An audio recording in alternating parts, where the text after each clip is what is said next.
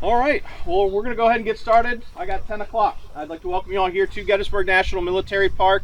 My name is Dan Welch. I'm a park ranger here at Gettysburg, and this is our 10 o'clock battle walk program this morning. For those of you that have been with us on battle walks before, you kind of got an idea of what you're going to be getting into. For those of you that have never been on a battle walk, to give you a little idea, we're going to be spending about the next 2 to 2.5 hours together today. We've got about 1.5 miles one way of walking, so if you're parked here around the PA Monument, you're going to have about 1.5 miles back once we get here. We're going to be traversing all types of different terrain today. Most of the places will be is the short kind of cut grass, but we are going to be going on some trails and through some woods. We'll be heading up into the Wheatfield, and there is one spot that's kind of muddy. There's some standing water we're going to have to traverse through. So, you know, if you were thinking about wearing shoes or boots and you left the boots in the car, go put them on right now. We'll be here for a couple minutes. With that, also, if you've got bug spray, I can't emphasize it enough. Get some bug spray on you, at least from the knees down. That's going to protect you from some of the chiggers we got going on in the wheat field later in the program.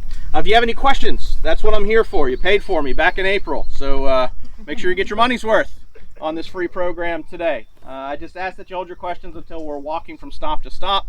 We're going to have plenty of hiking today as we make our way from different stops. Just come up to the front of the line. We can chat for a few moments, or at the end of the program, I'll be around as long as you'd like to answer any of the questions that you may have. So with that, let's go ahead and get started today as we begin to explore our program. Is that not a magnificent sight? The 69th New York storms the wheat field.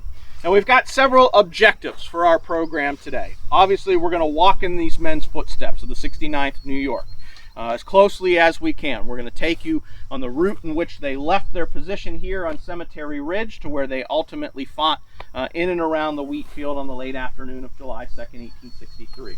We're going to hear some of the stories of the men that comprised that unit. We're going to hear some of their words as they wrote in their letters and their diaries, and the officers wrote in their after-action report.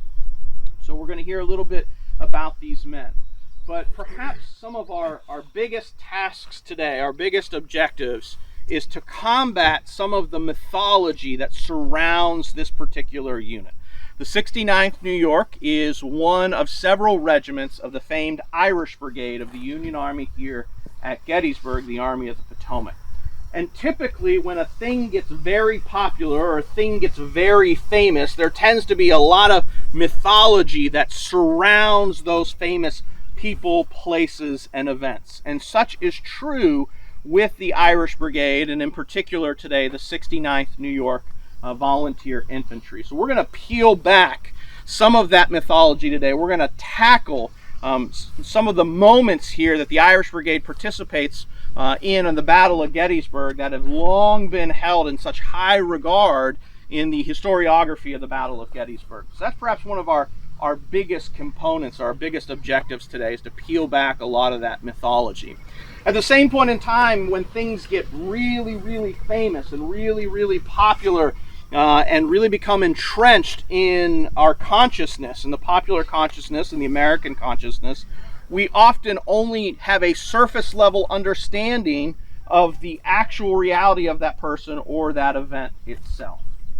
So, you know, if we were to talk about another famous unit here at Gettysburg, perhaps the Iron Brigade, or maybe we talked about a famous moment, Pickett's Charge on July 3rd, you might be able to name off a few officers in charge of those units or those particular commands, but you would be hard-pressed, dollars to donuts, hard-pressed to really talk to me on a very personal level about these men that comprise these units and what they did here. Because these events are held in such high esteem and become so famous, we talk in generalities about them. There were 5,500 men in Pickett's division. Okay, well, tell me about a few of them. And that's where the conversation starts to die off. So our job, our next biggest job in this program today, is to really peel back not only the layers, but also to get a better understanding of who these folks were, who these Irishmen were in the 69th New York and the rest of the Irish Brigade. So with that, let's kind of begin off of that idea that the Irish Brigade is perhaps one of the most famous units, one of the most famous brigades as well as one of the most famous, important Irish units in the American Civil War. North or South, Union Army, Confederate Army. Yet one of the most surprising things as we talk about their fame and celebrity here at Gettysburg and other battlefields, but particularly here at Gettysburg, is that the United States regular Army units, these were units before the American Civil War, that when the war broke out, Lincoln called for volunteers. Those volunteer units were built around these U.S. Army regular units. The U.S. Army regular units actually had more Irish in their ranks than the famed Irish Brigade. Surprise you? Yes. Yeah. Now, while the Irish Brigade's actions understandably dominate the memory of the Irish-American contribution to the fighting here at Gettysburg, in particular in the Wheatfield, where we're going to be heading towards the end of our program, it is almost certain that on July 2nd, 1863, here at Gettysburg, more Irish-Americans perished in Colonel Sidney Burbank's 2nd Brigade of U.S. Army Regulars as part of the 2nd Division of the 5th Corps than did in the Irish Brigade, the famed Irish Brigade. Surprise you? Yeah. Yet, despite these kind of unknown statistical analyses, the Irish Brigade, one of the reasons why they have become so famous is their reputation that they earn as a hard-fighting, hard-hitting unit. And to earn that reputation, it's going to come at an enormous cost. The original Irish Brigade would be comprised of the 63rd, 69th, and 88th New York regiments. And when they left New York City in 1861, they numbered nearly 2,500 men. By the time these same three regiments get here to Gettysburg, just 2 years later, their number is around 240. Perhaps why, or that asks or answers that question of why they become so famous. But that celebrity, contemporaneously and today, came at an enormous cost for them. Less than 10% of the Irish that joined the ranks of the 63rd, 69th, and 88th New York in 1861, less than 10% of them will make it to the Wheatfield here on July 2nd, 2 years later. Of those 240, only 75 men number amongst the ranks of the 69th New York. So who were these 75 men? Who were these stalwart veterans of the 69th that would fight here at Gettysburg on the second day of battle?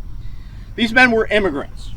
By and large, these men were immigrants to this country. It's a hot topic today in the 21st century, talking about immigration, policies of immigration, and the immigrant story to our country. It is just as a hot topic back in the 1840s and 1850s and 1860s. And the men of the 69th New York and those that have survived here to Gettysburg are immigrants. Between 1846 and 1854, over 1 million Irish immigrated to the United States, mostly due to the results of a potato famine. Everybody knows that part of the story. These immigrants that come here, over these million Irish that come here, they come from farming backgrounds. In their previous life, they were tenant farmers, largely tenant farmers on the estates of the British aristocracy.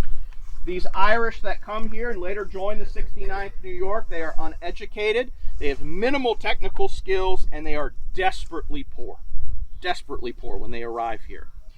Despite all of those challenges, the Irish, these 1 million, are willing to take the worst jobs that America has to offer in the 1840s and 1850s. They're willing to take the worst jobs and for the worst pay. And by the mid-1850s, the Irish have kind of flooded this market of terrible jobs and terrible pay, so much so that they had driven out of northern states, they had driven many blacks out of their jobs because they would undercut them on what they would ask to be paid for these jobs. So what were some of these jobs? Before the war, the Irish became the dominant source of labor for mining, canal building, railroad construction, and found widespread employment as policemen and firefighters.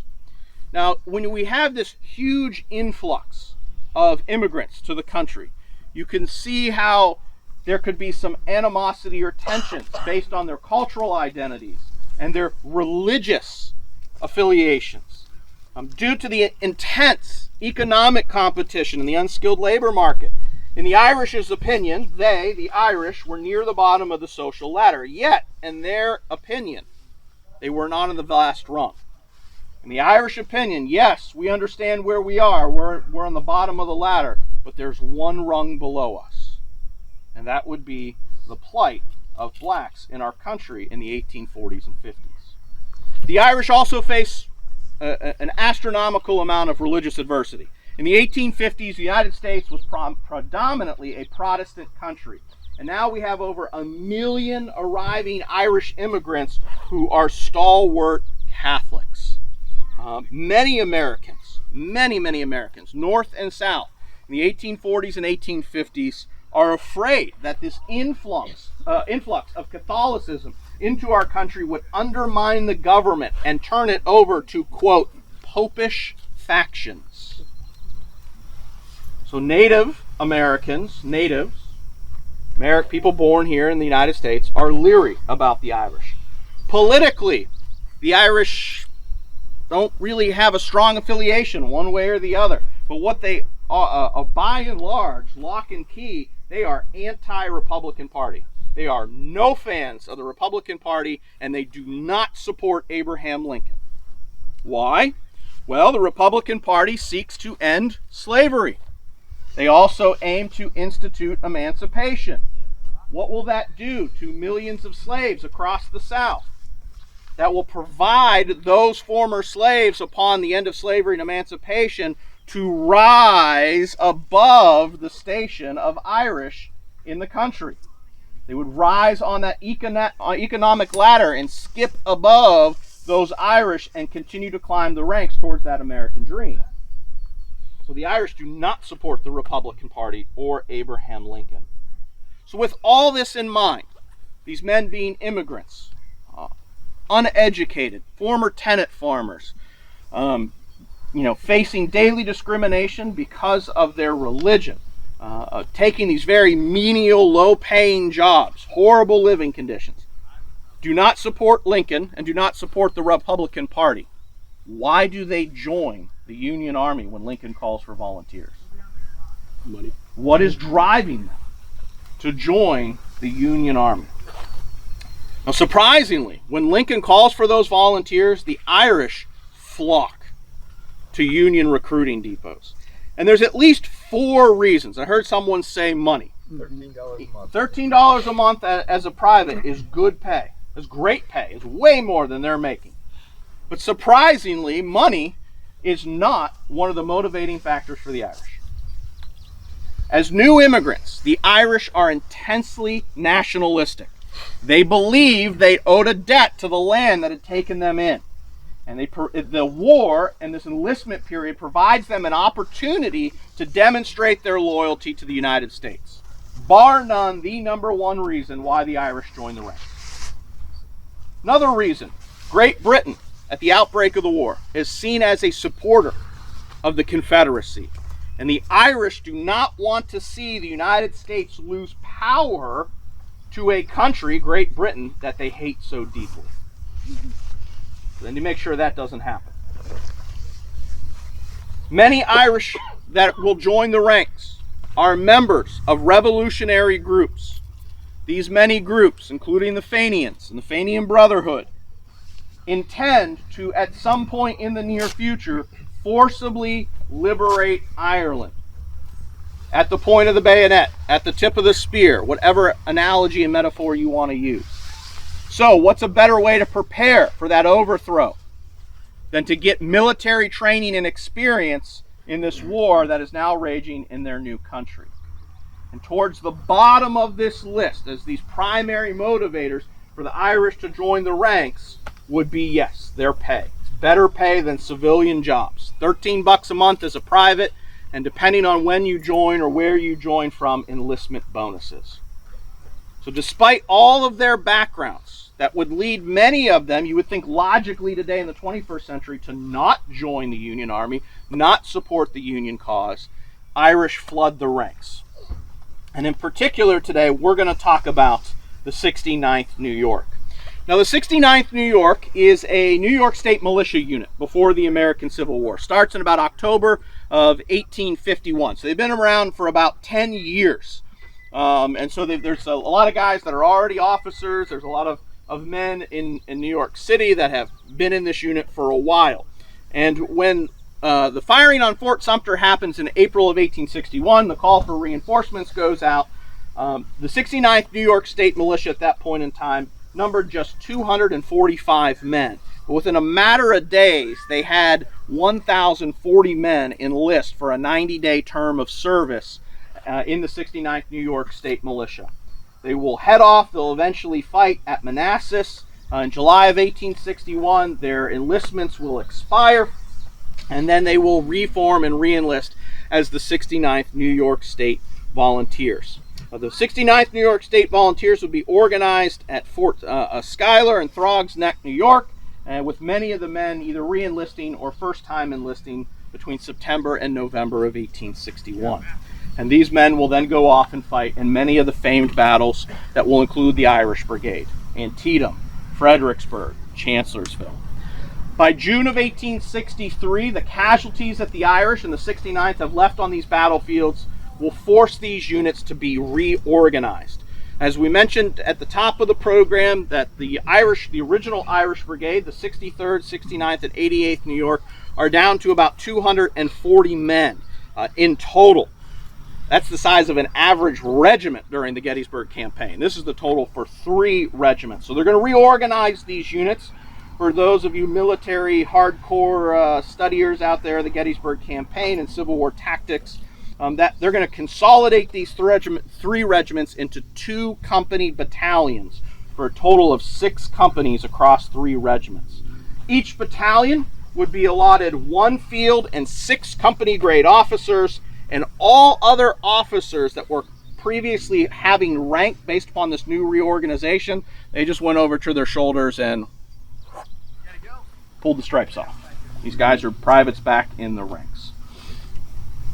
Now, commanding the 69th New York here at Gettysburg is a man by the name of Richard Maroney. And we've spent a lot of time talking about the background of these Irishmen. Who are these guys that are fighting here at Gettysburg in the 69th New York? Captain Richard Maroney is not a native of Ireland. He's from Lockport, New York. He's got military experience. He's a veteran of the Mexican-American War. Following that war, he returns to New York City, works as a machinist, and will serve in the militia before the war itself. Maroney will enlist with the 69th in August of 1861, following his 90-day stint in the militia itself. One soldier, Captain D.P. Conyngham, would later describe Maroney. He said Maroney was a witty, genial, and a universal favorite in the ranks of the 69th. Now, Maroney's going to lead his men here to Gettysburg. And the days leading up to Gettysburg are quite trying for the men of the 69th and those of the Irish Brigade and for many units of the Army of the Potomac. Between June 29th and July 1st, the 69th New York would march about 45 miles in total in some incredibly hot weather. They would remain in camp on June 30th. It would allow some of the stragglers to catch up, and they would also be mustered for pay. Famed Father William Corby, the chaplain of the Irish Brigade, would later state that the men in the Irish Brigade between June 29th and July 1st were carrying a weight of approximately 60 pounds. And he detailed in particular they had their musket, cartridges, provisions, shelter tent, and blankets on these long marches in those final days of June. Now, upon arriving to Gettysburg on the morning of July 1st, the Irish Brigade were ordered to halt on the 20-town road about 3 miles south of Gettysburg near the Round Tops. And you can see Little Round Top and Big Round Top over your right and rear in the haze in the distance. So when these guys finally get here on July 1st, they're ordered to halt in that area about 3 miles south to protect the Union left flank. Now, the Union Army's position is kind of growing throughout the late afternoon and early evening of July 1st as more units are arriving here. And that position is growing from Cemetery Hill, which was the fallback position of the Union Army established earlier in the day by General Oliver Otis Howard. J. Noonan of the 69th New York remembered the march of July 1st and their arrival to that position about 2 miles to your right and rear. He said the day was very hot and the march forced. Large numbers of men were forced to fall out of line of march. The regiment lost a number from that cause, but there was no fatalities from the sun in the regiment. So there they are on the evening of the 1st. Darkness settles. The men are trying to grab a few moments of sleep in the overnight hours. At about 3:30 a.m., the 69th New York and the rest of the Irish Brigade are awoken from their slumber. They're ordered to prepare a hasty breakfast, and within the hour, the Irish Brigade and the 69th New York are going to be marching along the Stony Town Road and heading up to here to Cemetery Ridge to await further movements. Once the Irish Brigade goes into position, and you're standing right here where the Irish Brigade goes into position on the morning of July 2nd. Once they get here, the orders, by and large, are for the men to fall out and get some rest. And that's primarily what they're going to do for the remainder of the morning and afternoon. Famed commander of the 116th Pennsylvania, Major St. Clair Mulholland, said the men of the Irish Brigade enjoyed a grateful rest. Arms were stacked and the colors lay folded on the upturned bayonets. Every movement of the enemy was watched with interest, and the hours seemed long on that bright summer day. Our horses quietly browsed in the rich grass, and men lay in groups peacefully enjoying a rest after the rapid march of the day before. Others would recall men of the Irish Brigade in the 69th going down a gentle slope behind you, down to a small stream known as Plum Run, filling their canteens, washing some plates and silverware, perhaps washing their uniforms. Josiah Falville, a staff officer on another brigade's staff in the division in which the Irish Brigade belonged to, said our men sat or lay down in the ranks while the officers gathered in little groups and discussed the probable outlook for the day. So the day is passing by quietly for the men of the 69th New York and the Irish Brigade. They see movement in the distance, about a mile in the distance. There's some skirmish fire periodically throughout the day. A cannon would boom every now and then. But by and large, it's pretty restful and quiet for the men of the 69th and the Irish. And so there start to be some rumblings going on throughout the brigade. You know, these plucky Irishmen are getting a little uneasy to the fact that they may miss out on all the heavy fighting, that these men are going to miss out on their chance to engage with the Confederate Army once again. And so there's an apocryphal story that's later shared when officers of the 69th and officers of the Irish Brigade begin to inform the soldiers that their job here for the remainder of July 2nd is to be held in reserve. And as the officers are addressing the men of this particular duty for the brigade that day, one Irishman, unnamed Irishman in the brigade, yelled very loudly to the group, "In reserve, yes, reserved for the heavy fighting."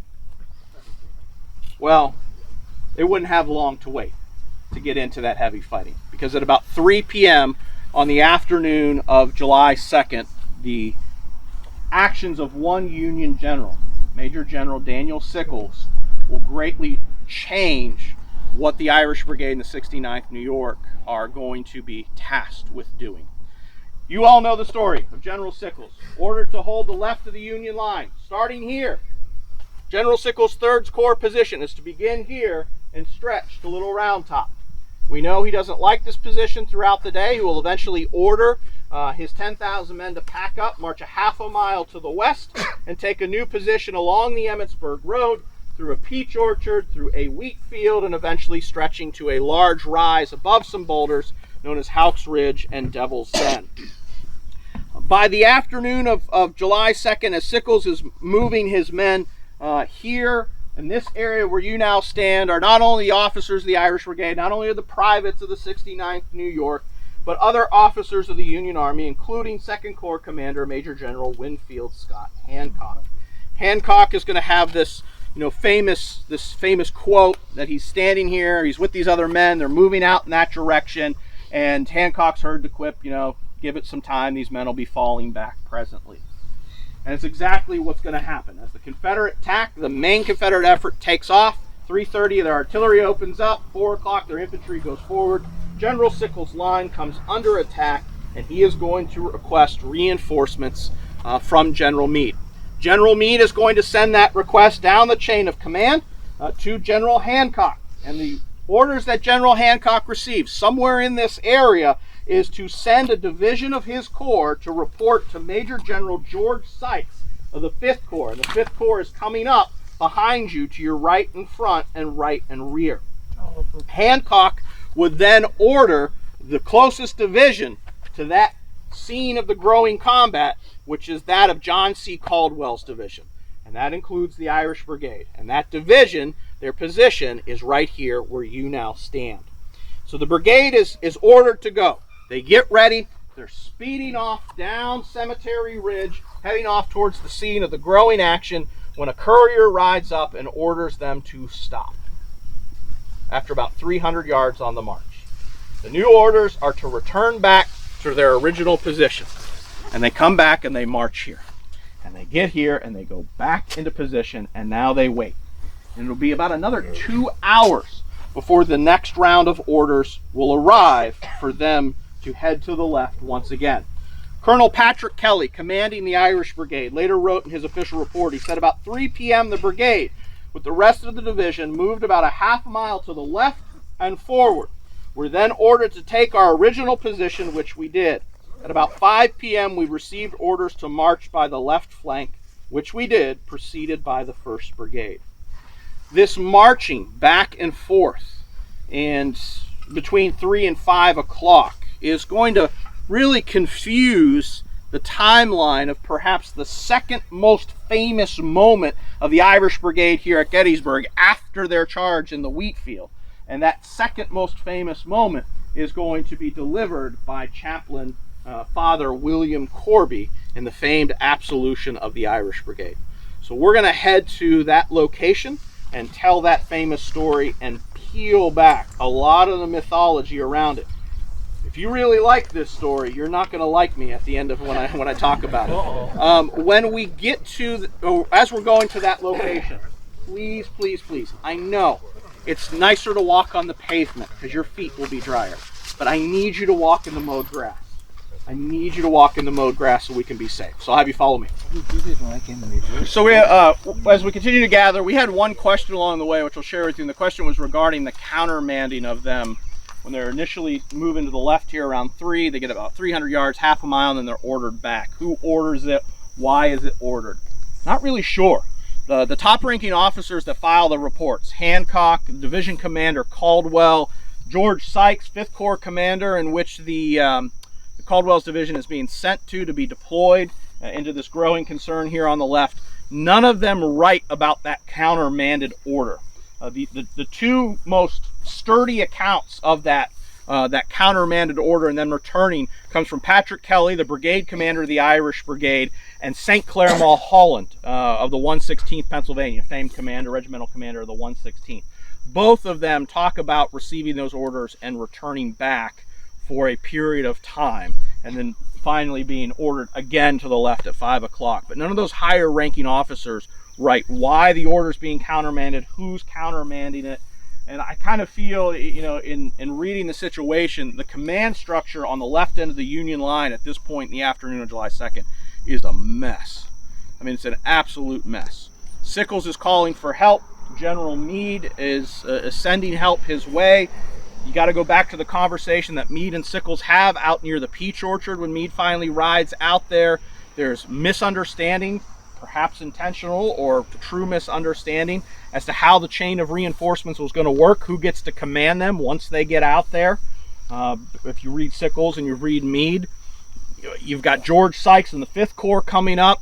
Meade is ordering Hancock to send men. Hancock sending them to Sykes. Sykes is just arriving on the scene. Who's in charge down there?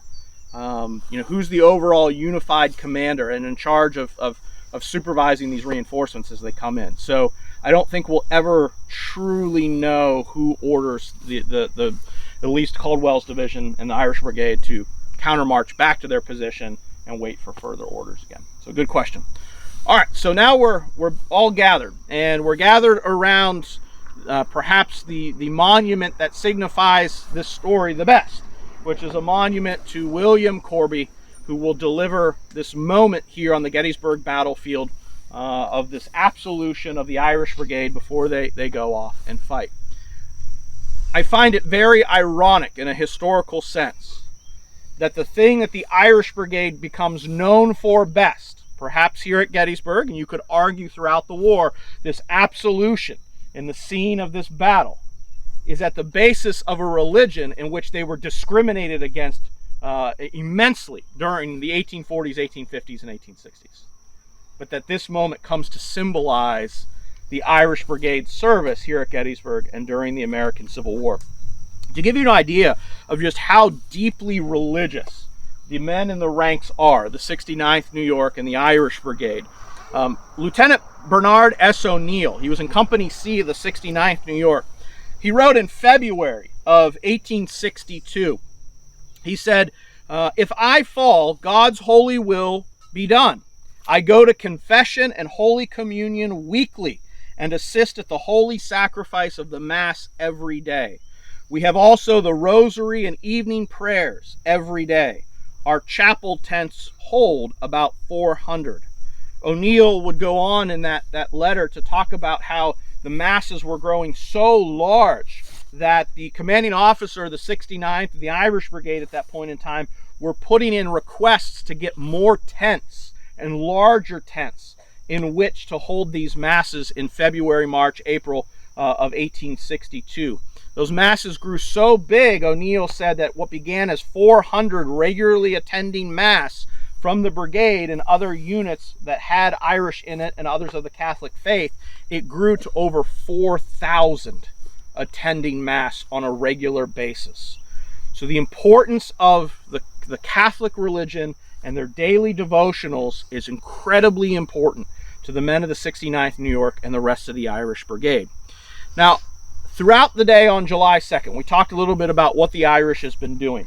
And this famed moment of Father William Corby, depicted in bronze there, giving the Irish Brigade absolution, is generally set not only in the several writings about the moment, but several of the paintings that depict it, that the Irish Brigade is ordered to the left. Doesn't tell us if it's the first time or the second time. They're ordered to the left. They're racing down to the scene of the growing threat. And as they're getting ready to head into battle, into the Wheatfield to your right and rear, not more than several hundred yards away, that Father Corby has this idea that many of these men may be killed going into combat and that they should receive general absolution for their sins. And so as the Irish Brigade is flooding to the scene of the battle, there's a big halt. We call everybody around, we give them absolution, and we send them on the way. Well, here's the first part of the myth that I'm going to destroy for you. Boy, does that make it for a dramatic moment. That they are just moments away from meeting their death and sacrificing what Lincoln called the last full measure of devotion. And Corby, in this stroke of thought, realizes these men need to be absolved for their sins, so if they die on that field of battle, their souls can be saved and they can go to heaven. I'm sorry to say that it's not that dramatic. That the absolution actually happens hours earlier. And from several of the accounts that are largely forgotten when it comes to the Irish Brigade, it places the absolution sometime before 12 o'clock on July 2nd. That's the first part of the myth. So now I've destroyed this dramatic moment for you. The other part of the story discusses, in many accounts, how Corby gets on a rock and he has the men gather around. And I'm going to describe the scene for you in their words. And that the Corby monument rests today on the rock that he stood on in July 2nd, 1863. Yeah, I don't think so. Many people have placed the absolution in this area. It makes sense. If they're heading to the left, he stops them right before they go into battle and said, that's the rock. Others along the way, from the post-war era up to modern times, have said, no, that's probably not the rock, but it was somewhere in this area and may no longer be here. Others have speculated that the actual rock that he stood on is now under the modern-day Tor Road, Hancock Avenue. But again, good, detailed research and reliance on some sources that have kind of been pushed aside because it wasn't written by Corby, and it wasn't written by Mulholland, and it wasn't written by Kelly. Other sources place the Absolution where we just left, near the Pennsylvania Monument. If this is happening before 11:45, noon, sometime in the morning, why would you pack up the whole brigade to march them down here to have Absolution, to turn around to march them all the way back up there to go into position? And we know that other men from some of the surrounding brigades in Caldwell's division also took part in the Absolution. The single best account that places the timing of it before noon comes from another religious man of the 145th Pennsylvania. We'll hear his words in a moment. And the best account that tells us where it happens is based upon several officers of the Irish Brigade and other brigades in Caldwell's division, and photographic evidence taken in the immediate years after the Battle of Gettysburg. So let's get into it. Let's start with the timing. So, mythology states that it happens on their way to the Wheatfield, but which time? Is it before noon now, because we know about the timing? Is it the first time they come down here and then they go back? Is it the second time that they come down here? Which time on their way to the Wheatfield does the Absolution take place? If it is after the or during the first time, Brigade Commander Patrick Kelly reported that the men moved the first time around 3 o'clock, so it could be 3 o'clock. But Chaplain John H.W. Stukenberg of the 145th Pennsylvania, by the way, he's buried in the National Cemetery. You can go and see his grave here in Pennsylvania. He writes in his diary on July 2nd. He doesn't wait like Mulholland and Corby 20 and 30 years to write about this moment as to when it happened. He writes in his diary on July 2nd. And in his diary, Stukenberg suggests that Corby gave the general absolution to the Irish Brigade before, quote, noontime. So it happened sometime in the late morning hours of July 2nd. Stukenberg's July 2nd, 1863 is way more credible than St. Clair Mulholland's account, who writes about it many years later. And then you've got Corby, who chimes in. Also, decades later. Corby said this. He said, about 4 o'clock, the Confederates commenced firing. The 3rd Corps were pressed back, and at this critical moment, I proposed to give a general absolution to our men, as they had had absolutely no chance to practice their religious duties during the past 2 or 3 weeks, being constantly on the march. So Corby places is at 4. We know they get orders. The brigade moves at 3 and 5. Stukenberg says before noontime, but Stukenberg is the only one that is writing in that moment when it happens. I'm going to trust someone that's writing about it as it's happening over someone that's writing through the fog of war 3 decades later. So sometime before noon. The location, we've also talked about that. A little bit about the mythology of the rock that the Corby statue rests today. The 2nd Corps' position is on Cemetery Ridge, folks. The end of the 2nd Corps line is near where the Pennsylvania Monument rests today. That's where the Irish Brigade was. The 3rd Corps line is supposed to pick up there and run this way to Little Round Top. Okay? So, the 2nd Corps' position is on Cemetery Ridge. It's well known. It's documented. We've got really good maps of where they go into position. And they talk about, the ranks of the Irish Brigade talk about, and the other men of Caldwell's division talk about going in position into a knoll, a small rise of ground that gently slopes to the west down towards Plum Run, which makes its way up towards the southern end of Cemetery Ridge. Where the confusion comes in about where it takes place is because of the construction of the Pennsylvania Monument. When that monument is built, they blitz that knoll. So it looks very flat and very much low ground area. But all the accounts tell us that the left end of Caldwell's division, the Irish Brigade, are situated there. So if we know where they're located, we know where they are, and the absolution is given where the brigade rested. They're not resting down here. If they're resting down here, they're not connected to anything. The rest of the 2nd Corps is up there and the 3rd Corps is out there. Why are they resting here by themselves? why would they be resting here where this monument is? There would be an empty gap in General Meade's line of over 500 yards. That's not happening if we have the Absolution down here. The Absolution is going to happen where they're resting, and where they're resting is on that knoll where the Pennsylvania Monument rests today. Okay, so now that I've completely destroyed all the 19th century romantic ideals about this moment, let's actually give you the moment. Now, one of the things that's often forgotten in the Absolution itself is that Corby gives a speech before he gives general absolution. And thankfully, for historians and students of the battle, Corby later writes that down for us. So we know roughly what he said before he gets into the actual absolution itself.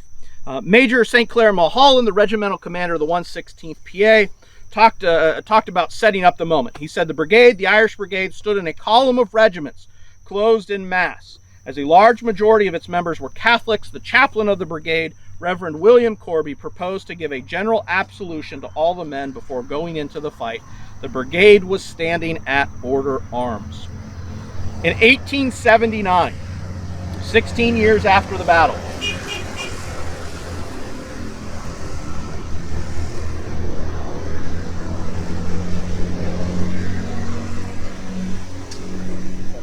the Irish still getting no respect 162 years later. In 1879, 16 years after the battle, Corby begins corresponding with the battle's earliest historian, a man by the name of John Badger Batchelder. And he writes to Batchelder and tells him about the speech that he gave before the Absolution, and there puts it into print. So I'm going to share with you that speech. My dear Christian friends, in consideration of the want of time for each one to confess his sins in due order as required for the reception of the sacrament of penance, I will give you general absolution. But, my dear friends, while we stand here in the presence of eternity, so to speak, with a well-armed force in front and with missiles of death, in the form of shells bursting over our heads, we must humble ourselves before the great Creator of all men, and acknowledge our unworthiness, and conceive a heartfelt sorrow for the sins by which we ungratefully offended the divine, author of all good things. Him whom we ought to love, we have despised by sinning against his laws. Him who we should have honored by lives of virtue, we have dishonored by sin. We stand in debt to our great Lord and Master. He loves us. By sin, we have fortified that love. Now to receive a full pardon for our sins and regain the favor of God, do not think it is sufficient to get the priest's absolution. It is a true, as a minister of God, he has received the power to pronounce your sins absolved. Whose sins you shall have forgive, they are forgiven. By virtue of this power given the apostles and their lawful successors, the priest acts. But the absolution pronounced by the priest or by St. Peter himself would be worthless unless the penitent conceives a true sorrow for his sins, which sorrow should include a firm determination never more to willfully offend and to do all in his power to atone for the past sins. Therefore, my dear friends, in solemn presence of eternity, excite in your minds a deep sorrow for all the sins, negligences, and transgressions of your past lives. Rend your hearts and not your garments, and I, the consecrated minister of God, will give you general absolution. It's at this moment that the dramatic returns to the scene. The men fall from order arms, many get down on their knees, they remove their caps, and they prepare to receive the absolution. Now, I will tell you, I am not a Catholic. I was raised a Baptist. And so I'm going to do the best I can with this Latin. We didn't have Latin in the Baptist church. And so Corby prepares to give the absolution. Dominis noster Jesus Christos vos absolvalt et ego actetoro ispius vos salve ab omni vinculo, excommunicatis interdicte, in quantum passum et vas indigites, diende ego absolve vas, ab pectatis vestris in nomine Patris et Filii et Spiritus Sancti. Amen. Pretty good. Not too bad. Yeah. Thank you. Major St. Clair Mulholland, the regimental commander of the 116th PA, kind of closed out the scene. We wrote about it years later. He said, "This act seemed to be in harmony with the surroundings. I do not think there was a man in the brigade who did not offer up a heartfelt prayer. For some, it was their last. They knelt there in their grave clothes. In less than half an hour, many of them were numbered with the dead of July 2nd. Who can doubt that their prayers were good? The scene was more than impressive. It was awe-inspiring." It's perhaps one of the most profound writings about the battle that I think about. When Mulholland says, for some that this was their last prayer as they knelt there in their grave clothes. They just didn't know it yet. In Corby's correspondence with Gettysburg historian Batchelder, he talked about the ending of this moment and its reflections and how he's thought about it since. He said, "In performing this ceremony, I faced the army. My eye covered thousands of officers and men. I noticed that all, Catholic and non-Catholic, officers and private soldiers showed a profound respect, wishing at this fatal crisis to receive every benefit of divine grace that could be imparted through the instrumentality of the church ministry. That general absolution was intended for all, in quantum possum, not only for our brigade, but for all, north or south, who were susceptible of it and who were about to appear before their judge. Let us hope that many thousands of souls, purified by hardships, fasting, prayer, and blood, met a favorable sentence on the ever-memorable battlefield of Gettysburg." Whether you place the absolution before noon or on their way to the Wheatfield, whether it happens during the first time to the Wheatfield or the second time to the Wheatfield, it's still an important moment. And where it happens, where you place it, where it happens, it's still an important moment for the men of the Irish Brigade and for their history. But it's a moment that's fleeting, because the sound of battle is growing immensely off to the left and to your right and rear. And reinforcements are needed to help shore up General Sickles' flagging line. What we're going to do now is take a long walk. And we're going to walk pretty darn closely to how the 69th the 69th New York and the rest of the Irish Brigade made their route to the Wheatfield. So let me get out front. I'll have you follow me. All right, looks like we got everybody.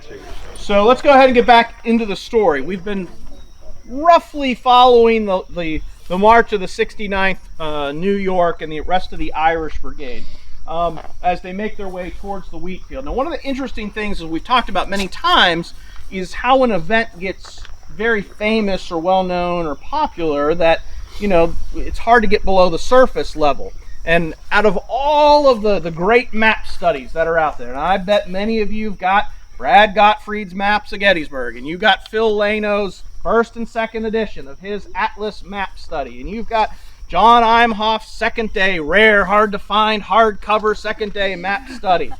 And you got all these really great map studies. And if you look at all of those and some of the other 20th century essays and articles and books written about either the second day of the Battle of Gettysburg or the Irish Brigade, and you look at them looking for the line or route of march of Caldwell's division of the 2nd Corps, which includes the Irish Brigade, they do not agree, any of them agree at all on the route in which Caldwell's division took to get down here. Not only that, we'll talk about it more when we get into the Wheatfield, none of them agree, well I shouldn't say none, about only 3 of them agree with each other on the actual placement of the regiments within the Irish Brigade and how they go in. You would think one of the most famous units on the battlefield here with this famous moment, perhaps after the Iron Brigade, would have some of the most well-documented maps and studies and where these units went and how they got there and what order they went into battle. No. They're incredibly conflicting. So some of the paths to as Caldwell's division makes its way down here include roughly where we went, and through this woodlot here behind you. This is known as Weikert's Woods. Now the home we're standing at today was not here in 1863. This is a post-battle, post-war home. There was a farm in this area on this lot somewhere, the John Weikert farm at the time of the battle. We're unsure if the modern structure rests on the foundation of the John Weikert farmhouse, or if it was somewhere close within here. We just don't know exactly where the Weikert farm stood at the time of the battle. But this is John Weikert's property, and this is Weikert's Woods. So we've got accounts that place Caldwell's division making its way past the George Weikert house and farm. That's the stone building we went by on our way down here. They make their way through Weikert's Woods. They begin to shake out along the Wheatfield Road to your right and front, and they push off in towards the Wheatfield. Another accounting of where or how they get here has them coming down between this woodlot, Weikert's Woods, and that woodlot in that direction over there, which is Trossel Woods. Comes down this valley, which is pretty open at the time of the battle. Not as open today. Plum Run goes through there. I didn't take you through there today. I did walk that about a month ago, and I was in water over my knees for the entire walk out in that field. It's hard to tell, but Plum Run is outside of its banks there. The grass is really tall, and it's like, oh, it looks just like tall grass, and then you go all the way into your knees in mud. So that's why we went this way today. But the other maps place them coming through there. Other maps place them coming through Trossel Woods and into the Wheatfield, deploying along the Tawnytown or the Wheatfield Road into the Wheatfield. Other maps have them coming down basically what is modern-day Sedgwick Avenue, which is that tour road to your left and rear, coming down in that direction and then pushing off towards the Wheatfield. So a wide variety and disparate maps and interpretations of how Caldwell's division arrives here. This is what Caldwell wrote of his orders to bring his men to this area.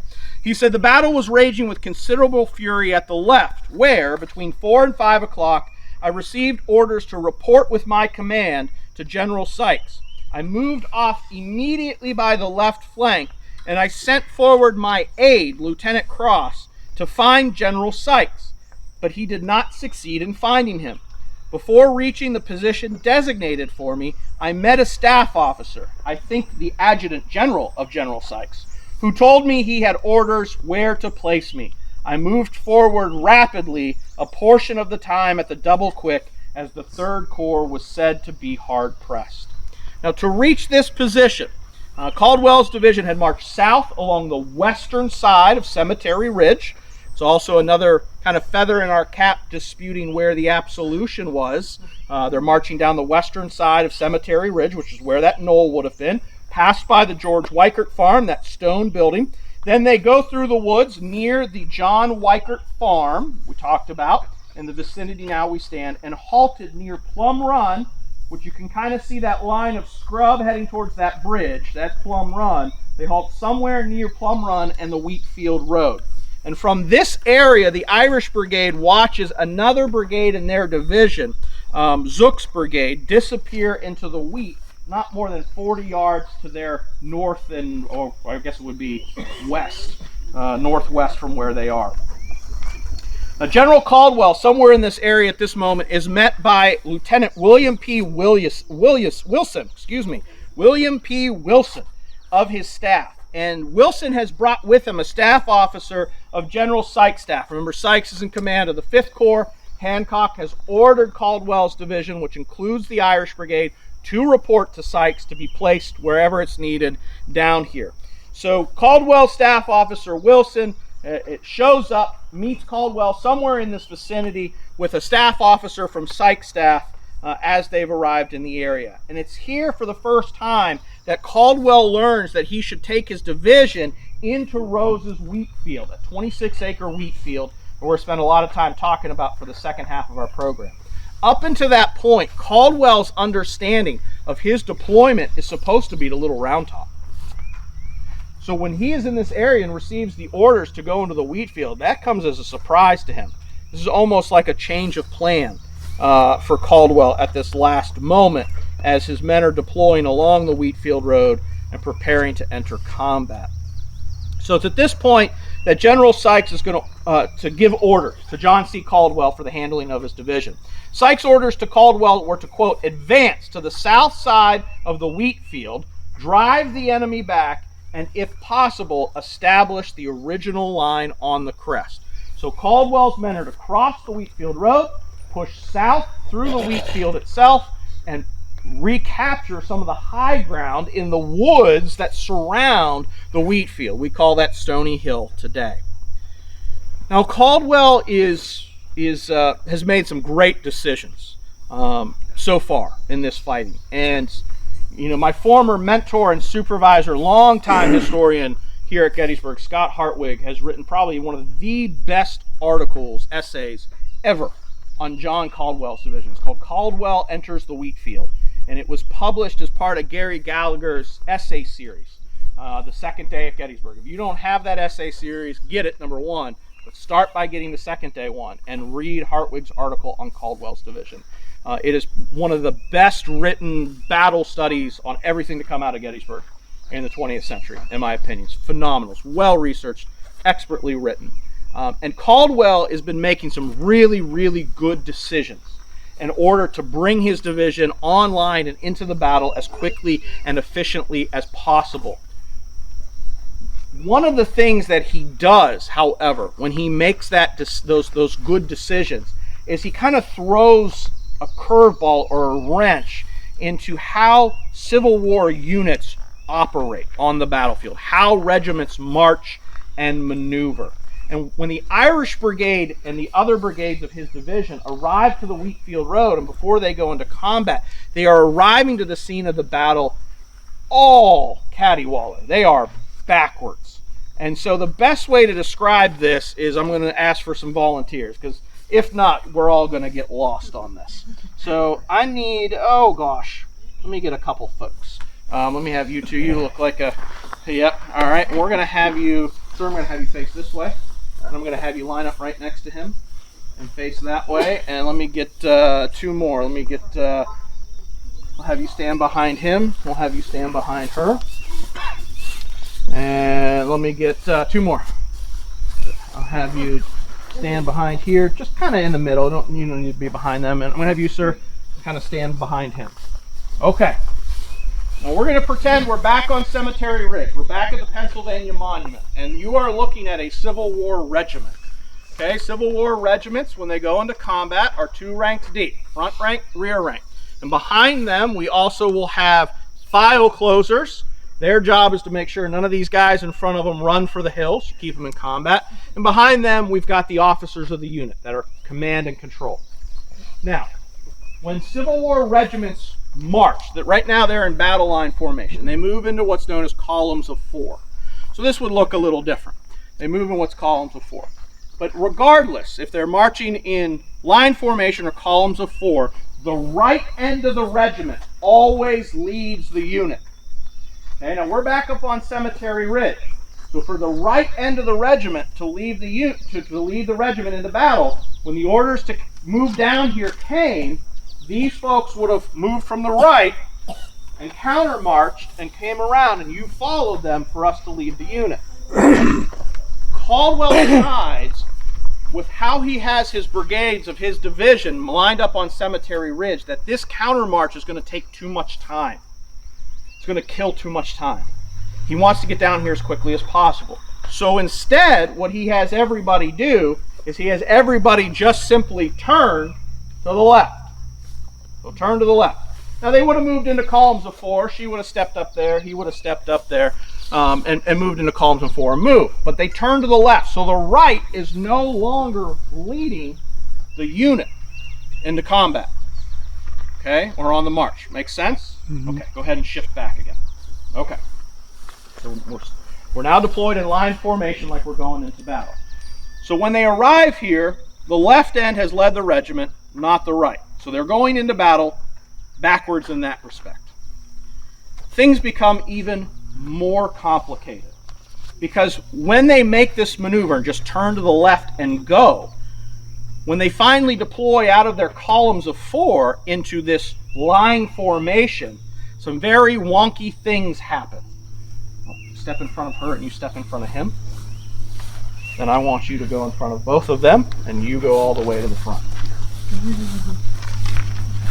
When they finally deploy, as they're going into the Wheatfield, the front rank has ended up in the rear rank has ended up in the front, the file closers have ended up in front of both ranks, and the officers are now completely out front. In addition to that, as they shake out, we utilize flags in the Civil War as a source of command and control. The colors of the unit lead the unit. They're in the center of the unit. When they deploy along the Wheatfield Road as they're going into the Wheatfield, the colors end up back here. They're all backwards as they're getting ready to push into the Wheatfield. So this is another problem. So what do they do to fix it on the fly? The front rank's going to remain in the rear rank is going to remain in the front. The file closers and the officers, I'm going to have to turn around and push through the center of them. They're just going to push through and get back into the rear. And as they're pushing through to get back to the rear, the colors are pushing through to get back to the front. So we've fixed this mostly. All right, now will you all form one? I'm going to have you form off this gentleman. Form a straight line. Face this way. Step back, kind of form it. You face this way. Come stand next to him. Come stand next. Come next. Will you stand over next to her? Okay. Now, Civil War regiment has 10 companies. Okay? A, B, C, D, E, F, G, so on and so forth. The center companies, as they are formed up, are companies A and B. They're always in the center of your regimental line. When they simply turned to the left, marched in columns of 4 down here, and deployed and came out backwards, not only did they come out backwards the way that I just showed you, companies A and B that are supposed to be in the center ended up on the extreme ends. So you go on the end side of him, and you go over there. Now we got even more problems, right? What is illustrative of this, though, is how experienced Caldwell's division is, and what a great commander Caldwell is, and the decisions that he is making based on the knowledge of his command. Despite everything that I just showed you, these veteran units will maneuver through all of this and push into the Wheatfield without stopping. They do all this while they're marching, going into combat to fix all these lines and these issues. That is an incredible testament to being able to do that while under fire going into combat without missing a beat. And it's exactly what happens as they push into the Wheatfield. How about a round of applause for a volunteer? Hey. All right, y'all go back. Okay, so now that I've showed it to you, let me describe what happened. All right, so when the orders to Caldwell come to move on the afternoon of the 2nd, he decides to get the division moving quickly. So despite that disadvantage of having his men move in the way in which they did, and the way they do move, they move in this mass formation. Also not good when artillery's firing at you. When you're all massed up, one shell can kill a lot of people. Despite that disadvantage of moving his men in that mass formation, it gets them there faster to the scene of action. So he has all of his units turned to the left and they're marching this way. Lieutenant Charles Fuller, the 61st New York, he is in Cross's brigade, also of Caldwell's division. He said the direction we were to take was to the front and to the left. There was no time to countermarch, like we talked about, so as to bring the men in front. So we simply left faced and started. We talked about the right of the regiment usually leads the column of march, but to have accomplished this, all of Caldwell's division, every regiment, every brigade, would have had to countermarch, and this would have taken a lot of time. Caldwell says, no, we need to get them moving. Everybody turn to the left and go.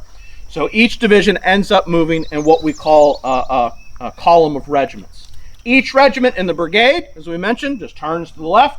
They form into column of fours, and they go. And when they reach the Wheatfield Road, you see some cars driving on it right now. When they reach the Wheatfield Road and they deploy in their brigade front by left facing, so they've on Cemetery Ridge, turn to the left, coming down here, I'm in columns of four, and now we're going to have everybody turn to the left and left face again to deploy. When all this happens, things go into reverse. The left, this left the file closers and the officers in the front of the line of battle. They placed the rear rank in the front and the front rank in the rear. Some of the regiments that we talked about are inverted by wings. Companies A and B in the center have now ended up on the far extreme ends. The right guide of the regiment was also in the center, and the colors were in the rear rank on the right. Thus, the Irish Brigade went in a reverse order, which meant the flags were in position in the rear and the file closers and officers to the front. The officers passed to the rear and the brigade moved forward. So they do all of this with celerity. By the time they get those orders at 5 o'clock on Cemetery Ridge, by the time they get here, they fix all of their order and set foot in the Wheatfield. It's only been 30 minutes. It takes 30 minutes to get these guys down here. So they are moving incredibly quickly. So with that, we're going to take another hike and get into the Wheatfield ourselves. Please stay to the side of the road. This one's a two-way road. I'll lead the way. All right, we're all here. Okay, so at our last stop, we talked about the arrival of the Irish Brigade, the 69th New York. We talked about how they're arriving to the Wheatfield Road. You got a much better view now. We walked along that road for a short hike, and the woodlot behind you, this is Trossel's Woods.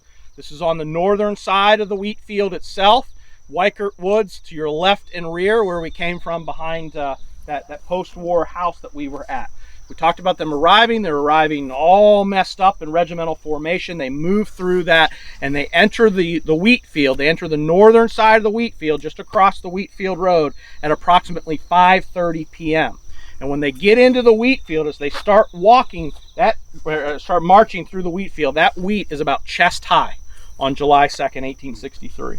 I will tell you a few things about walking through that kind of crop at that height. Number one, spending a tremendous amount of time on the battlefield over the years, if it's, the mercury's reading 88 or 89 degrees out and you go into a crop field of standing grass or standing wheat, that just holds that heat and humidity in. So you're adding another couple, 3, 5 degrees to that heat. The other thing, when you're dealing with crops that are that high, marching in that shoulder-to-shoulder line formation, that's tough. That's tough going. And these guys are in great shape, no doubt. I mean, they are veterans. They are used to the rugged nature of being on campaign and combat. But that's difficult to maneuver through as they're trying to push through this wheat field as they enter at about 5:30 p.m.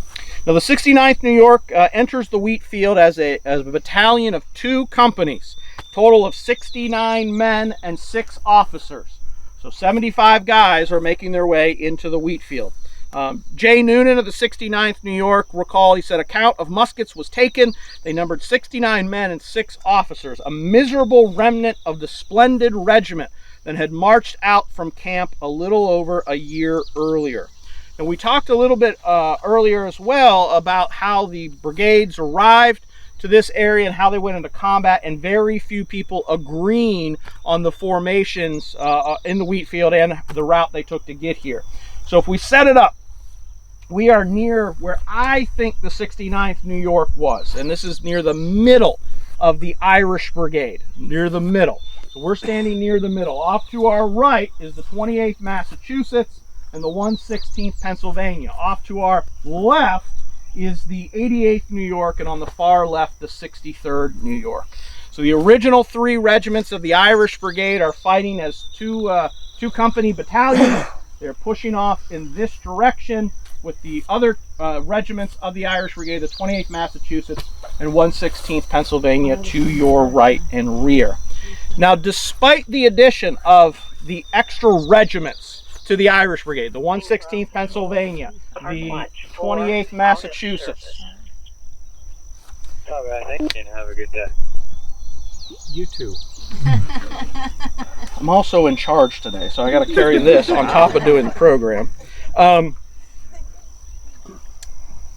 Despite the addition of the 28th Massachusetts and the 116th PA to kind of bolster up the Irish Brigade. The entire brigade front, all 5 regiments, only measures about 150 yards.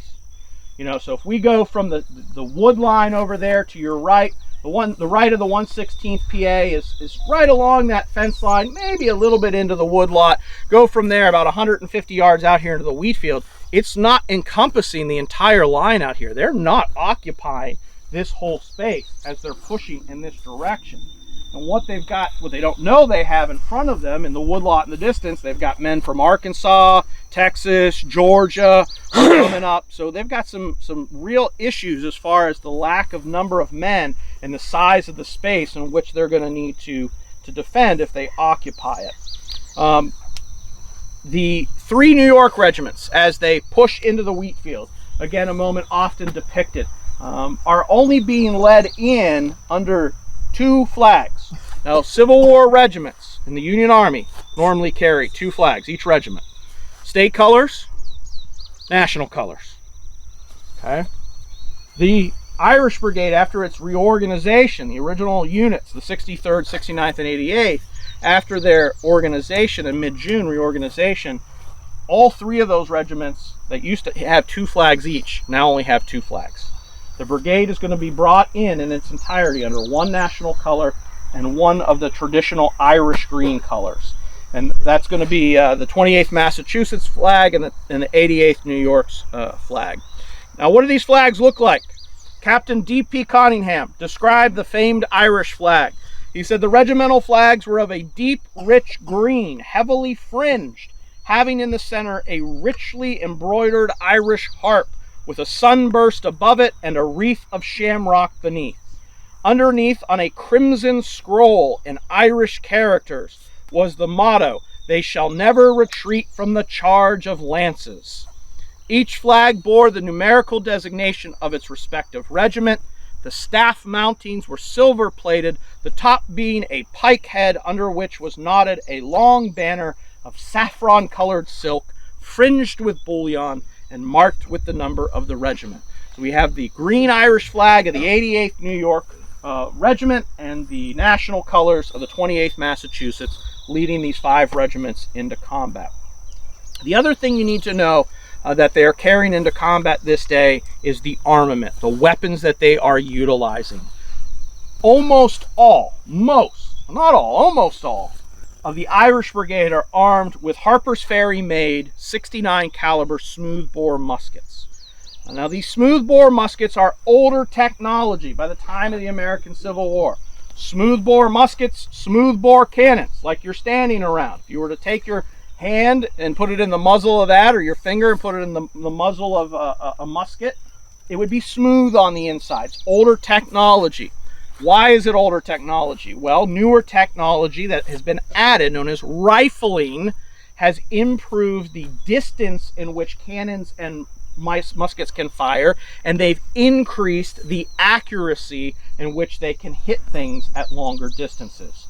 How rifling works is it grabs those projectiles as they move through the barrel and it places a spin on them, almost like a really good spiral pass from your favorite quarterback. I'm from Youngstown, Ohio, big Cleveland Browns fan.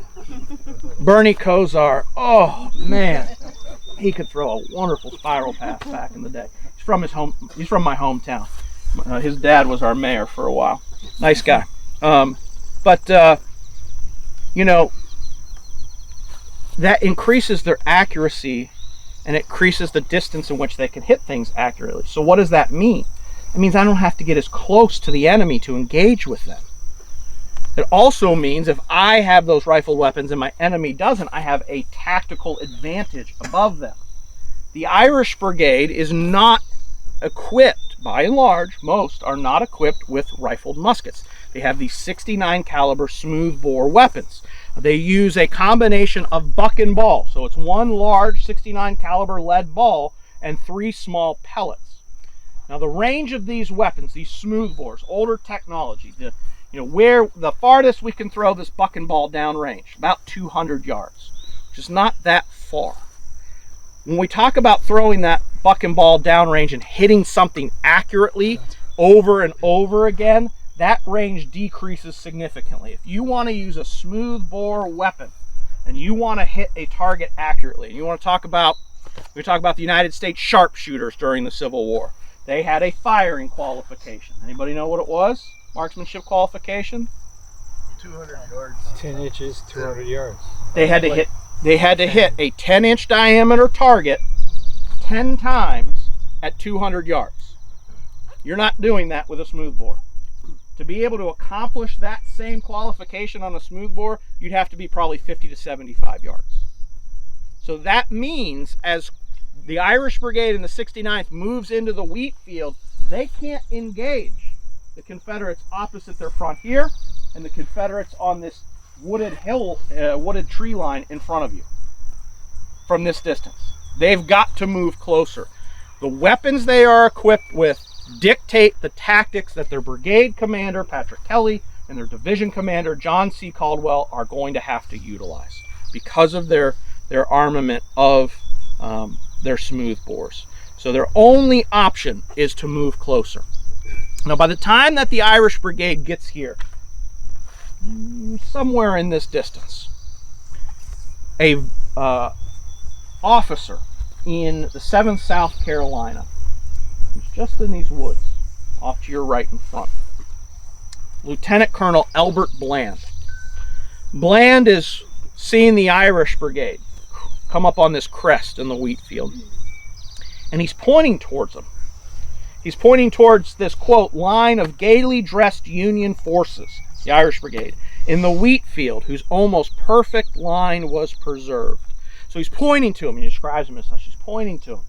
And he remarks to his colonel standing next to him of the 7th, a man by the name of Wyatt Aiken. And he points, he's pointing out here, and he looks to Aiken, and he says, "Is that not a magnificent sight?" Within a moment, Aiken gives the order, and the 7th South Carolina and 3rd South Carolina open a volley. And as the Irish and the 69th are pushing forward, the volley goes sailing over their heads. As they're moving, you can see the ground is sloping downwards. And the first volley does not prove effective. So the brigade needs to push forward to meet the enemy after receiving that first volley. They will pause about halfway down the slope. They will return a volley. I doubt it's very effective. But they'll return that volley and continue to charge in towards the wooded tree line and Stony Hill. So we're going to follow the Irish Brigade now to their engagement with the South Carolinians. Give me a second here to tie my shoe, and then we'll get going here. How are we doing in the back? Good? All right. How many of you thought the Irish Brigade fought where their monument was?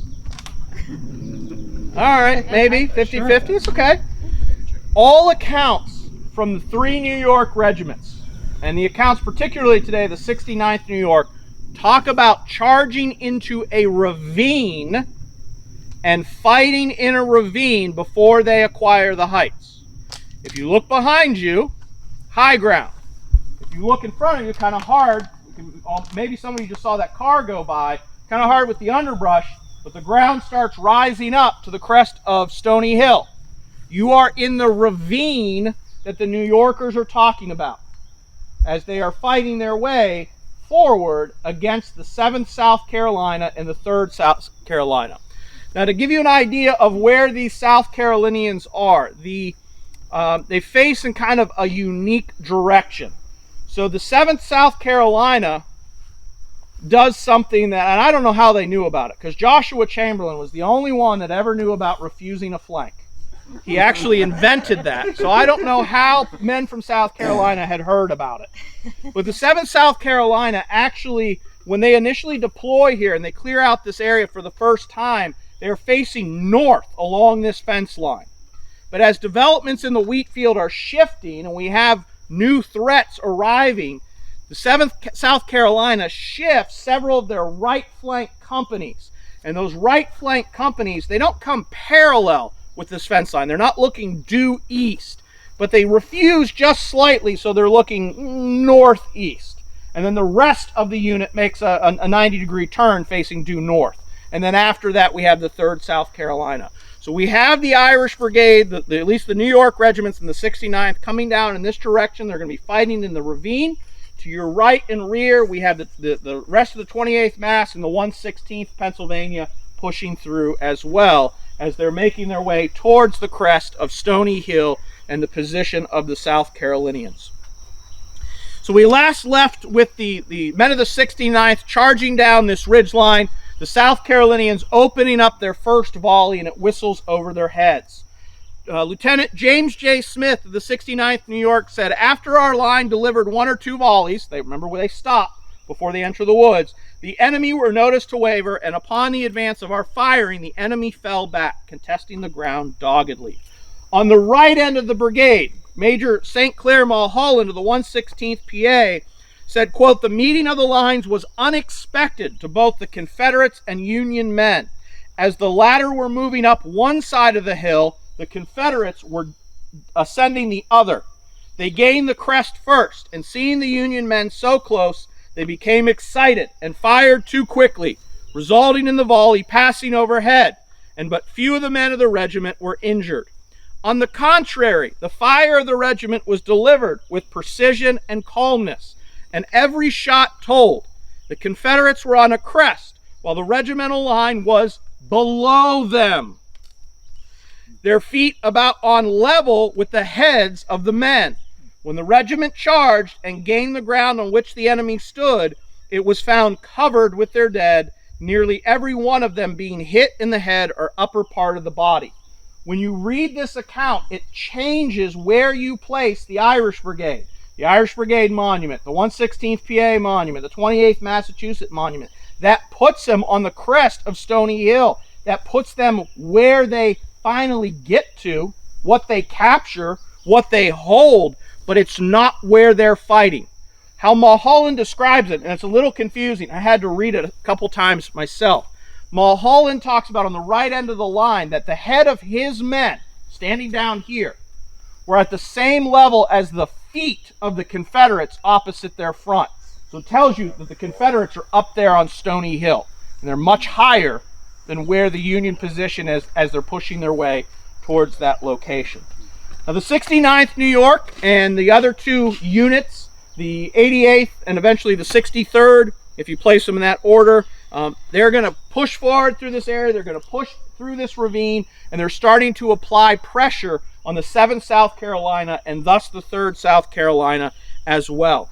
As the pressure on those 2 units, those 2 Confederate units really start to take shape, that line the line of the South Carolinians begins to collapse almost into basically the shape of a letter U. And so the 3rd and 7th South Carolina are in real bad shape.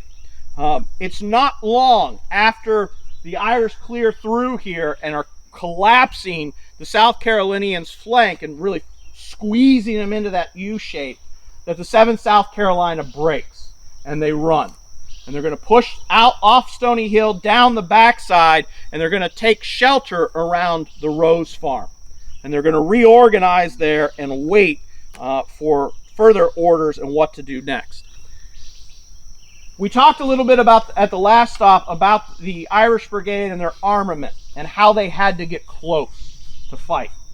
They got real close to the men of the 7th South Carolina. The commander of these 2 Carolina regiments and several other South Carolina units was a man by the name of Joseph B. Kershaw. Kershaw's not on site as this attack, Confederate defense and attack of the Irish Brigade is occurring. Kershaw has gone to the rear. He's looking for reinforcements. He knows he's about to be overwhelmed. So he's not on site. But by the time he arrives back here, it's just as things are collapsing and men are falling back to Rose's farm. Kershaw later writes that the fighting was so close that many of the men of the 7th South Carolina, boy, that's hard for me to say today, many of the men of the 7th South Carolina were unable to get off the firing line to retreat. That the men of the Irish Brigade were scooping up a lot of prisoners, that they had literally just charged on top of the collapsing 7th South Carolina and scooped up a lot of men before they could even pull back. Major Mulholland of the 116th Pennsylvania, on the right end of the regiment, he claimed that he jumped on a boulder and shouted to the Confederate troops to lay down their arms, and many of them surrendered. If you look at the official reports from Brigade Commander Patrick Kelly, the official reports of the 63rd New York, and the official report of the 69th New York, they also support this claim of being right on top of the line and capturing a lot of prisoners. Now, going back to Joseph Kershaw, the brigade commander of the South Carolinians, he would correspond with early Gettysburg historian John Batchelder as well. And in 1876, he described what the fighting was like here in this wood line and described the collapse of his position. He said, Cross's brigade and Brooks' brigade of Caldwell's division must have driven Semmes out of the woods to my right, off in that direction. I mean the woods south of the Wheatfield and south of the ravine. Then, with Kelly's, they drove off and curled back my right and compelled me with the pressure upon my front and left to call off, quote, the dogs of war. A desperate conflict ensued. I feared the brave men about me would be surrounded by the large force pressing around them, and ordered them to fall back to the stone house, whither I followed them. Kershaw summarized his experience against the 69th New York and the Irish Brigade by stating, quote, I have never been in a hotter place. Think about all the battlefields that Kershaw was on from 1861 to 1865. And now 11 years later, in 1876, he's writing the historian of Gettysburg, Batchelder, and out of everything he has seen and everywhere he's been, he's telling him that this right here was the hottest place of his war experience for him and his men. If that tells you a little bit about the ferocity of the attack of these small but mighty Irish units. So we're going to follow the Irish Brigade now as they capture Stony Hill and finish up their story today. Look, at the end, I finally put you on dry ground. Yay! High ground. We good in the back? Perfect. All right, if you're on the road, if you could just take one step into the gravel for me. They're looking at monuments as they drive by. They're not looking for you. So we don't need any other casualties. Okay. So if you go back and read the accounts of the Irish Brigade and them talking about fighting in this ravine, does this area look like a ravine to you? No, this is after they capture this area of Stony Hill. And again, the Irish Brigade's position stretches off in this direction. We're towards the very left end line. The 69th is probably a little bit near to your right and rear, with the 88 and 63rd a little bit off to your left. So after the 7th South Carolina and 3rd South Carolina pull out, they go down in that direction, they leave the area, the Irish Brigade moves up and captures Stony Hill. They will hold this position for only about 15 minutes. So think about everything that they've expended to get here to capture this position, and they only hold it for 15 minutes. The reason being is the last Confederate brigade from James Longstreet's 1st Corps, and this is Longstreet's assault on this end of the Union line, or towards the Union line. The last brigade he has in this area to go forward is a brigade of Georgians under the command of William Wofford. And Wofford's men are actually straddling the Wheatfield Road, and their ranks continue to stretch to the south.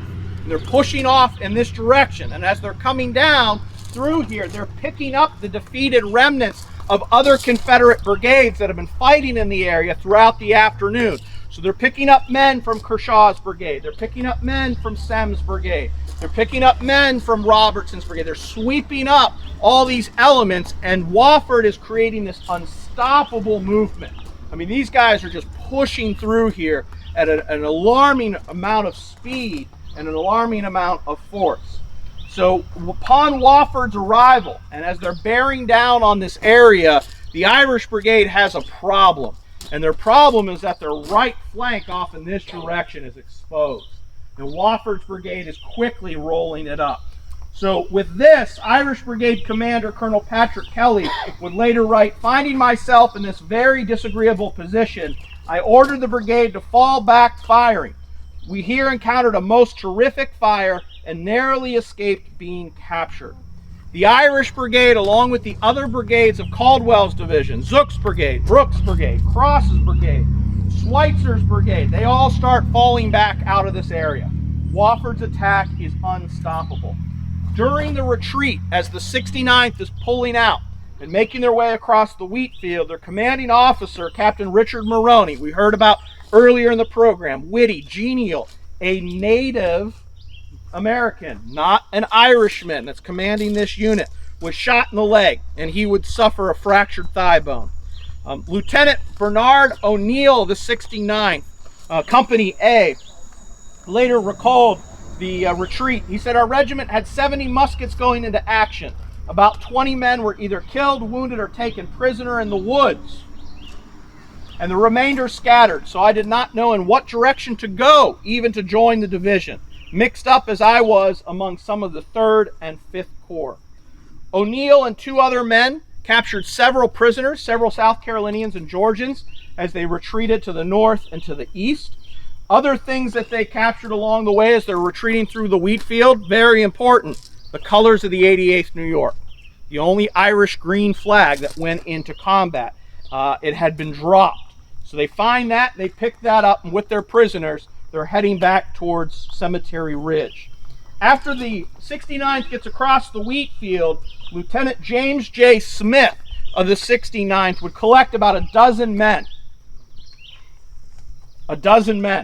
and presents himself to Colonel Brooke of one of the other brigade commanders of Caldwell's division. I mean, can you imagine? You go in with 75, you get back across the Wheatfield, and you're trying to pull out of this area, and you can only find 12 guys of your unit. That's it. You don't know where everybody else is. You don't know if they're killed, they're wounded, they're captured. And you're a lieutenant. What do you do? Where's your commanding? Where's Maroney? And so he finds Brooke and he reports to Brooke with 12 men. And it's while he's talking with Brooke that Smith learns that Maroney was wounded and was wounded during the retreat. Smith, an immigrant from County Monaghan, would then take over command of the 69th on the spot. The Irish Brigade and the 69th would continue their retreat all the way back to Cemetery Ridge. They're going to reorganize near the George Weichert farm. That's that stone house we passed on our walk to get down here this morning. They would later move a little bit further north onto Cemetery Ridge, and there they would occupy a position just south of where they had been earlier that morning. And just a little over 2 hours from the time they got that call, their second call at 5 o'clock, the fighting here and back to the George Weichert farm, in a little over 2 hours, the Irish Brigade in total lost 202 killed, wounded, and missing out of the 530 engaged. That's the 116th, 28th Mass, and the 3 New York regiments. That's a 40% casualty rate. The 69th New York, particularly the focus of our program, out of the 75 men they brought into battle, would lose 25 men. 5 killed, 14 wounded, and 6 missing. That is a 33% casualty rate. Now, for our, diluted senses, when we talk about other events here at Gettysburg, we focus on Pickett's charge, right? 50% loss the Virginians sustained in Pickett's division. Well, where we started the program today, where the charge of the 1st Minnesota occurred, 83% casualties. And then you hear, well, they only lost 33% here. 33% of 75 is a huge chunk of men. 25 men. And it's not the first time that they had suffered this rate of casualties.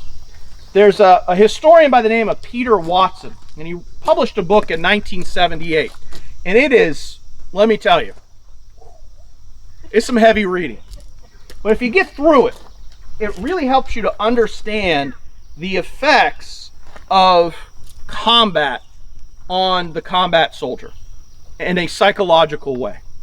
Today we hear a lot about PTSD from our Iraq and Afghanistan war veterans.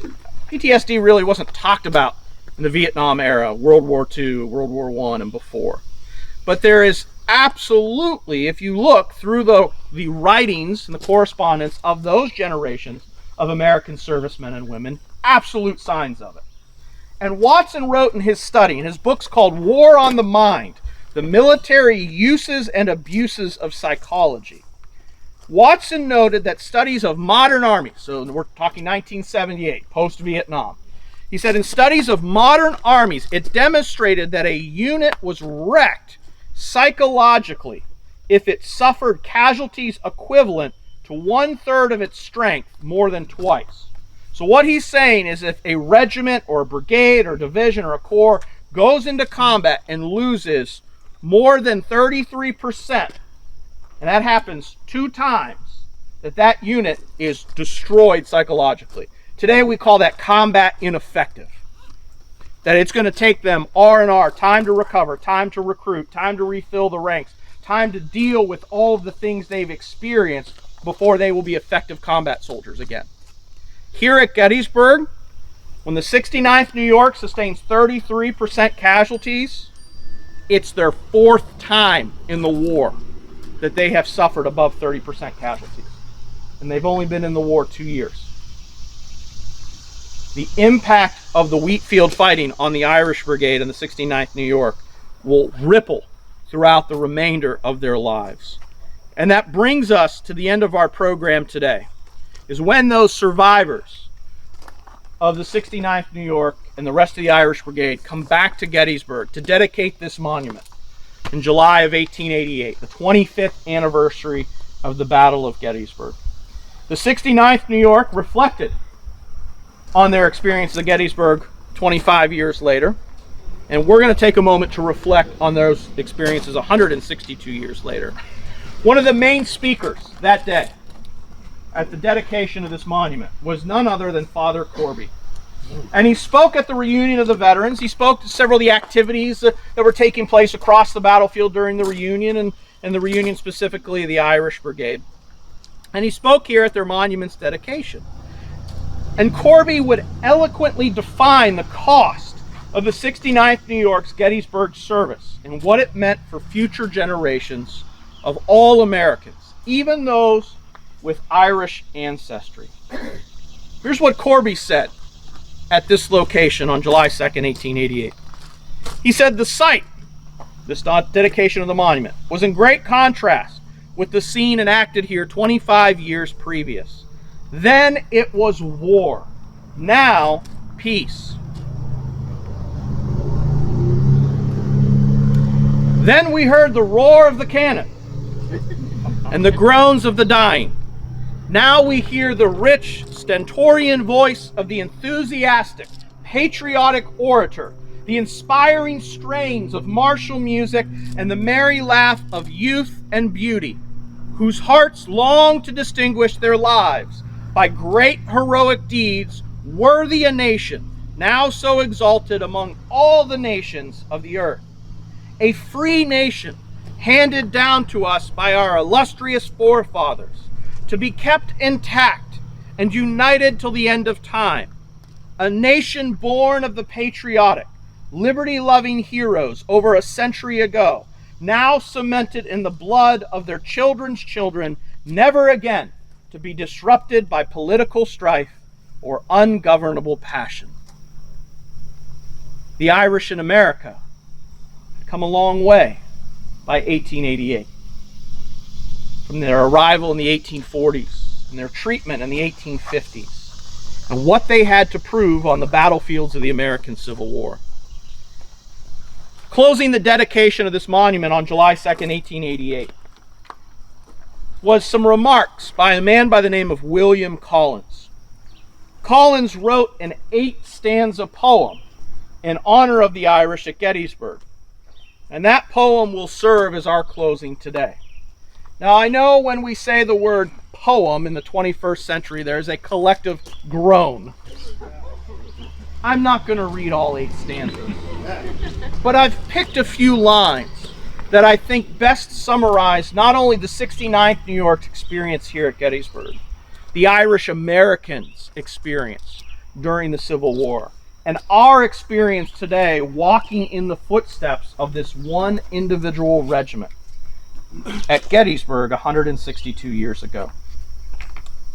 Here, on the field of Gettysburg, where treason's banner flew, where rushed in wrath the southern gray to smite the northern blue, wherever that blue by valor nerved in serried ranks was seen, there flashed between it and the foe the daring Irish green.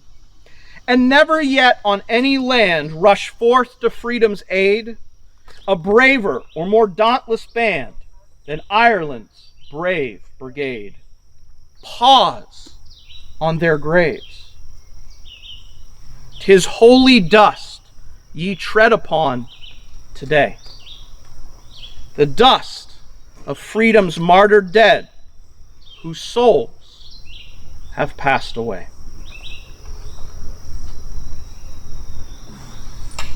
Thank you.